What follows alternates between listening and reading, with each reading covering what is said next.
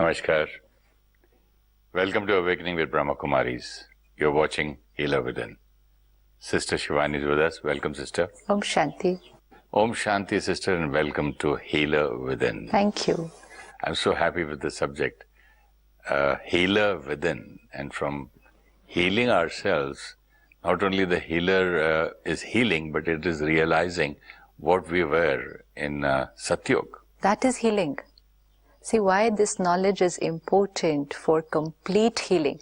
Now what we are doing is not just healing on a superficial level or from the top layer, but healing the complete, the subconscious layer, the deepest sanskars, the deepest belief systems.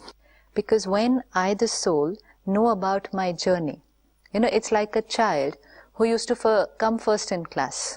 He was brilliant, used to top the class, was good at everything that he did. 1 year, 2 years, fifth standard, sixth standard, eighth standard, every year he came first in class. And finally? No, and suddenly then his performance started declining.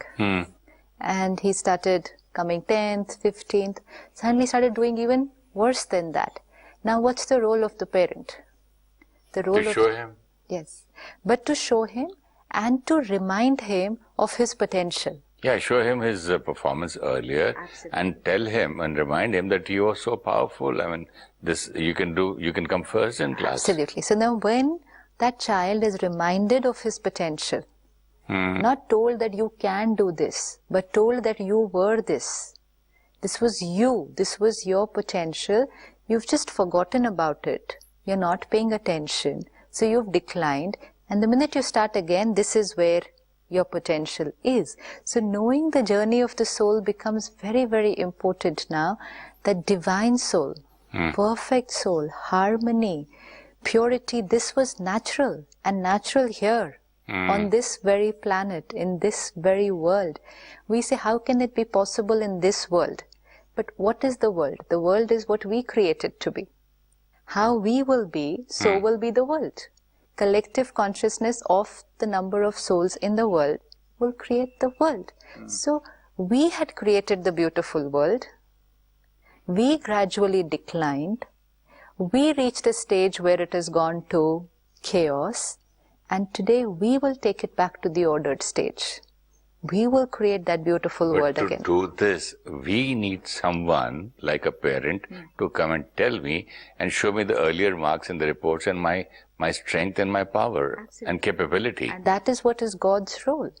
That is why when God descends, this is the 3 aspects of knowledge that He gives us. First, you're a soul and your qualities. Second, about Him. Because you're a soul. And your original qualities. And original qualities. Qualities. And then about Himself. About Himself.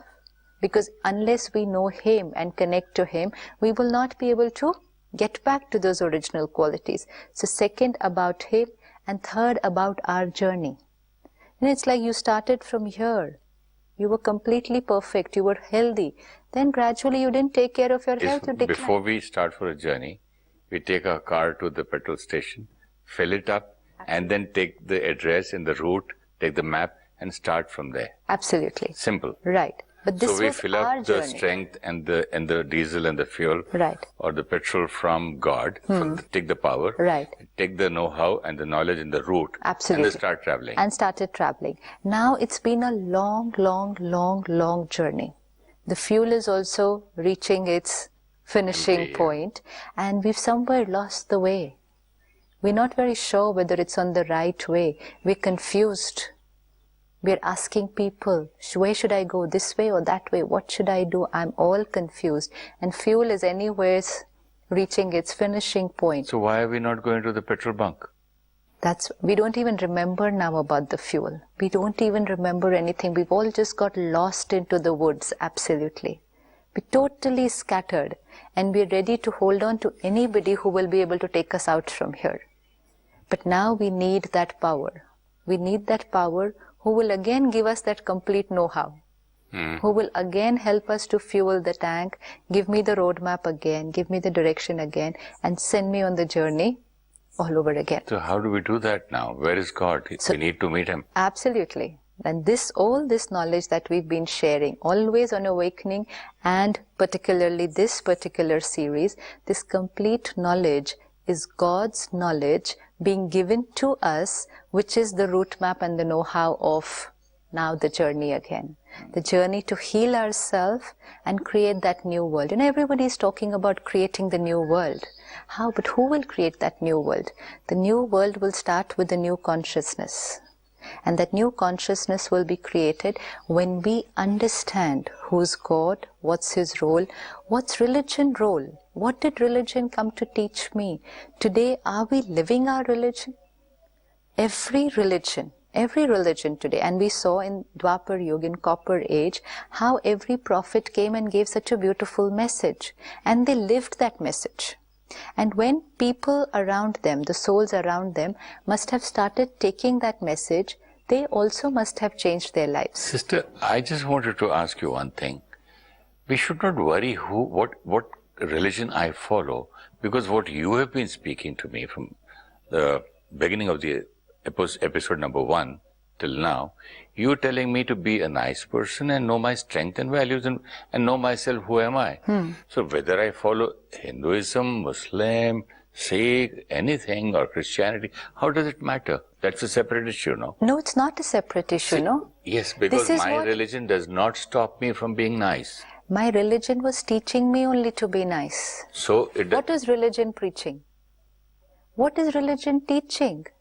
Today we restricted religion only more to rituals, more to practices, more to structures, systems, timing, diets, this. What is every religion teaching? Every religion is only teaching me to get back to my pure, beautiful being. That's what I'm telling you. Whether I'm of any religion, irrespective of that, I can still follow the teachings of God, take the power from Him and know myself and carry on. Absolutely. Very well understanding that when I'm doing that, I'm practicing my religion. I'm practicing what my religion, what the prophet and the founder of that religion had come to teach. This is very important. When we start practicing this knowledge and spirituality, sometimes people feel, oh, am I moving away from my religion? Is this, I'm going to a separate, a separate cult, a separate organization? I've heard people saying, oh, I don't believe in any religion. I don't believe in God. I just believe in the spiritualism. Right. Even people misunderstand, no? Right. So we need to understand every prophet, every religion, everyone was teaching us to get connected back to that beautiful core being. And over a period of, and they were not even establishing religions at that time. They were only teaching the way of living. They were only teaching that values, the way of living, and love, compassion, forgiveness, harmony. Every religion was teaching that. Even today, every religion has that, the message. But just because the message was given by different prophets, in a slightly different way, we started making that as separate compartments. We do that in school. Yeah. He's from the other school. I'm from this school. I belong to a different school. Even in games, when we play inter-school and interstate or international. True. But now we need to understand, all of us had only one aim. We were not playing against each other. We were playing the same game. We were one team actually. See, in Dwapar Yuga, we were all one team. It was not like this, different teams. We were one team, we were one family, unity. And every prophet came and said unity. Unity of brotherhood. It is so much later now in the Iron Age and Kali Yuga that those families started getting disintegrated. In Iron Age... And further within those families. Absolutely. Further. Yes, within the religion also. At least in the Copper Age, it must have been Hindu, Islam, Buddhism, Christianity. But by the time we came to the Iron Age, or much later in the Iron Age, within one religion also, there were so many branches, no? So many branches. And those branches seem to appear as different institutions altogether. Why was all this happening? The message is getting lost. The more we will become body conscious, the more we will start disuniting. We will diversify from each other, even though we were speaking the same thing. More interpretations, more perceptions, moving away from the core, and so thinking that each one is different. Suppose within one religion, any one religion, taught by one prophet, whatever teachings were given, the scriptures were written. The holy books were written. So we had the Srimad Bhagavad Gita, then we had the Holy Quran, then we had the Bible, we had Guru Granth Sahib, we have all these. Then what happened later on? Different people gave their interpretations, their explanations actually. They were also teaching, they were giving explanations. Now if two people gave slightly different ways. They put their own understanding there also, no? That how I understand what he said. Which is okay. Yeah, which but is okay. It can be different also. But like someone who just read the other day, he said, even my guru said that Nanak Dukhiya Sab Sansar. I said, excuse me, you can't do that. What will your children understand by that? You mean to say the whole world is unhappy? In pain. No. Read the second line first. So Sukhya, your naam liya tha. Whoever takes the name of God. yeah. You'll be unhappy if you're not connected to Him. Absolutely. That's what he means. Right. So the person who writes also misunderstands, no? True. So that is what I meant. The person's mood, his status, his mind, his feelings, his understanding, circumstances, and whatever, his limitations. Right. And he writes about it. His adaptation, Gita written by so-and-so, Gita understood by so-and-so. One Gita and 1,000 people different writing. True. See, even if everyone who was giving us an interpretation were profound, were philosophers, very, very wise, very, very intelligent, but any two people, take the two most profound and most intelligent people in the world, any two people will read the same paragraph, but when they come to explain it, they will explain it in two different ways. Yeah. And they are both speaking the truth of what they have read in that one paragraph. But read and understood. Understood. But when they explain it, obviously the explanation will be a little different. Now what did Not only his, the people who are listening to him, 10 of us, will understand in different ways. So it's acceptable that the one who explains will obviously explain differently the same paragraph. The one who understands will understand it differently. Then 10 people who will understand it will go on explaining it to another 10 each. By the time it reaches from one generation to the next, will there not be a little difference? Yes, that is why so many people I meet, they told me, why don't you read the original Ramayana? Why don't you read Ashtavakra Gita? Why don't you read the Gita written by so-and-so? These are all the original ones, and so-and-so. So there's a lot of change, you know. Now, what happened with the change? It was not that anything was happening wrong. What was happening was only a little different perception, little interpretation. But what was happening was, because we were becoming more and more body conscious, instead of taking the teaching, it's like 1 and 2 people teach me one paragraph. Okay, 2 people are reading out one paragraph and explaining it. I, the listener, and let's say 10 more listeners, need to take the paragraph. Need to take what you're reading out or explaining and take the message from that. What did I say? I prefer this one. Somebody said, no, but I prefer this one. And then we suddenly got divided into 2 groups. Had we said, I'm taking the teaching, there would have been no difference because both were teaching the same thing in different styles. Style will be different. Any number of people teach, the style will be different. So then somebody said, I prefer this one. But I here this one. They are in the awe of the teacher. Of the teacher. And not the subject. But not only that, they are in awe of the teacher. They are dividing amongst themselves on the basis of their teacher. Now it becomes, I am your follower. I am his follower. So we suddenly became 2 sects. We were supposed to follow the message. Had we been following the message, we would have all been together. Because the message would have been the same. Whether it's Abraham, whether it's Jesus Christ, whether it's Gautam Buddha, did they ever speak about disunity and division? Everyone spoke love, compassion, unity. So all of us who were listening to their message, had we just picked up those words, love, compassion, unity, we would have been like this. But since I am just your follower, and he is somebody else's follower. I don't like him. Yes. I'm not You friends with and him, but me are different now. Yeah, but you belong to some other caste. Some other caste. You belong to other sect. I will love and like and be friends with the person who follows this, the one I follow. Then little differences were there in what people said, so we started dividing. Then within each religion, because different people gave different explanations, we further had subdivisions. The aim and the intention of the religion was to unite. And actually today what has happened in the name of religion? Today in the name of religion most of us are divided. The first thing is, you're here, I'm here, is different. Now each one said what we are saying is right. Each religion says what we are saying is right. But religion is saying the same thing. Religion is not dividing. Absolutely. We are dividing. So we cannot say that each religion is saying different Each religion said the same thing. Each religion said, this message is right. Maybe because in the different languages. But the message was right.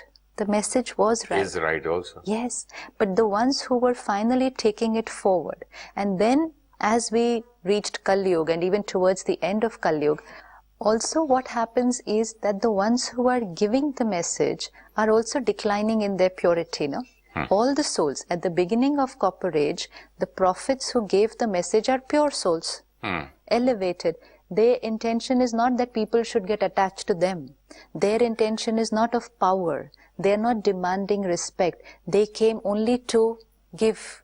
Only to give. They didn't want anything in return. But 1,000 years later, 2,000 years later, today, towards the end of Kali Yuga, even if we are giving the similar message or speaking from the same scripture, but the soul is towards the end of Kali Yuga. So how would the soul be? The soul is obviously a little depleted. And so the souls who are giving the message also are in body consciousness. So even their intention will have a little mixturity. It will have little weakness compared to the ones who gave the message in Dwapar Yuga. There is so much of a difference. So the message givers also and the listeners of the message also, there is a shift because of purity, and that's why the religion is not being able to do what religion was meant to do. Religion was meant to create peace.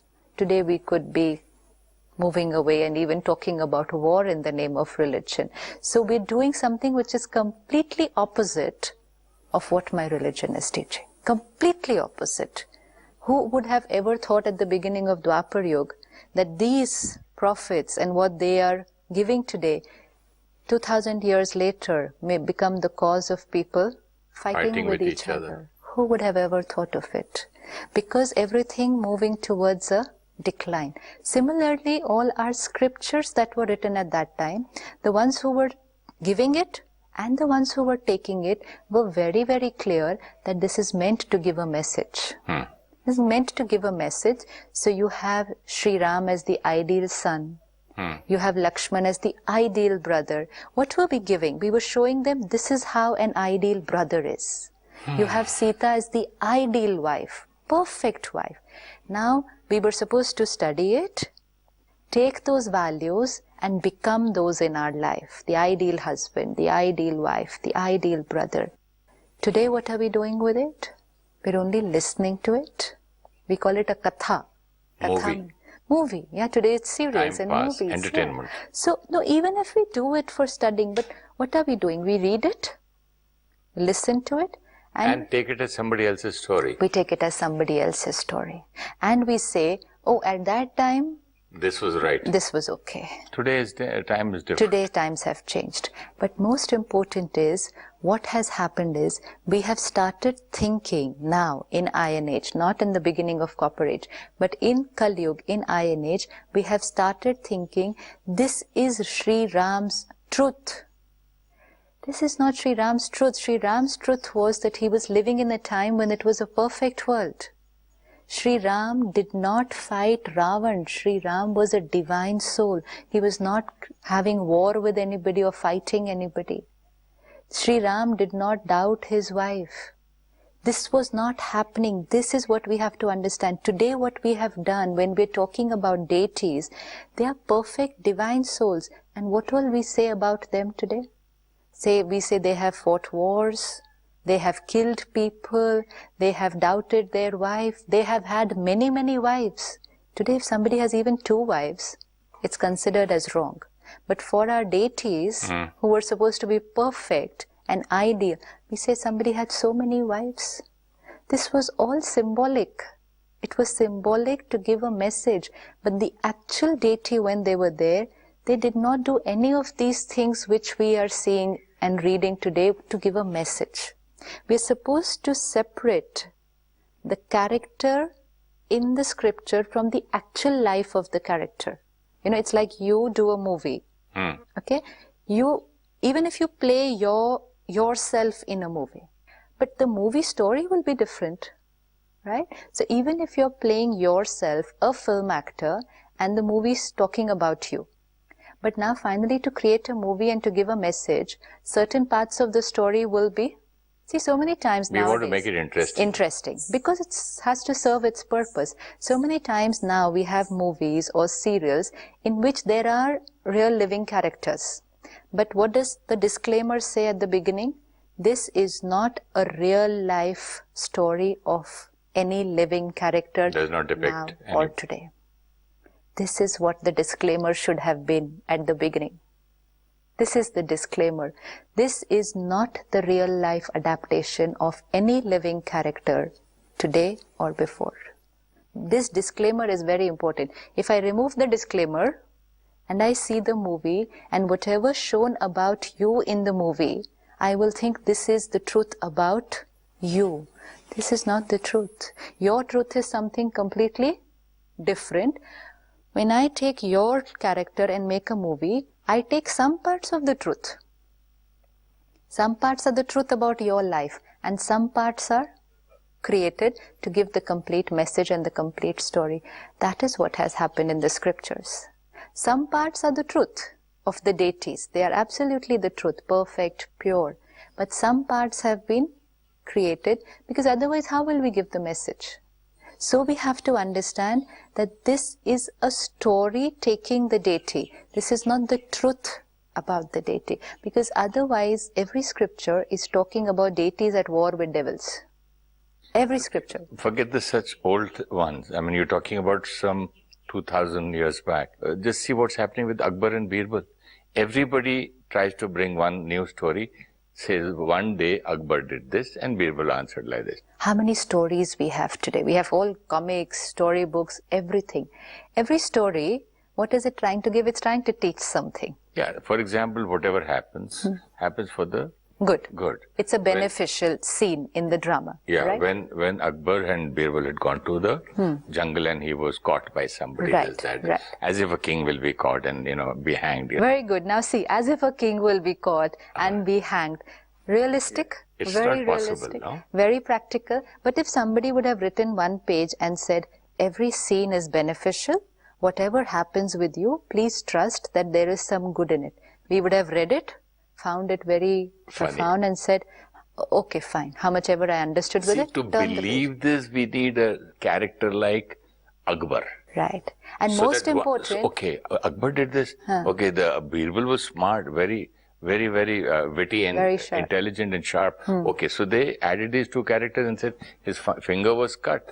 So when they saw that Akbar's finger was cut, so they did not kill him and did not, what do you call in English, I don't know, they did not use him as a bali. Right. As Sacrifice. a sacrifice. True. As if they're going to sacrifice the head of a king. King. But important is, you and me read this story how many years back? Childhood. Childhood. Today we still remember the story. Yes. But had we read it as just 4 lines of profound wisdom, that every scene in the drama is accurate and have faith, whatever's happening for the good, we wouldn't have even remembered it till the next day. We wouldn't have remembered it even till the next day. You have a point. But because it was written as a story, we remember it even now after so many years. That's why it's written as stories. See, that is why the things which I was told, ki one day Lord Krishna was sitting there and he did this. One day he was going out with them and he saw something and they said, why don't you see the goodness in this? Yes. Why don't you see the positive side of this? Right. And unless they use some word of a big person, like for example in a movie, Superman.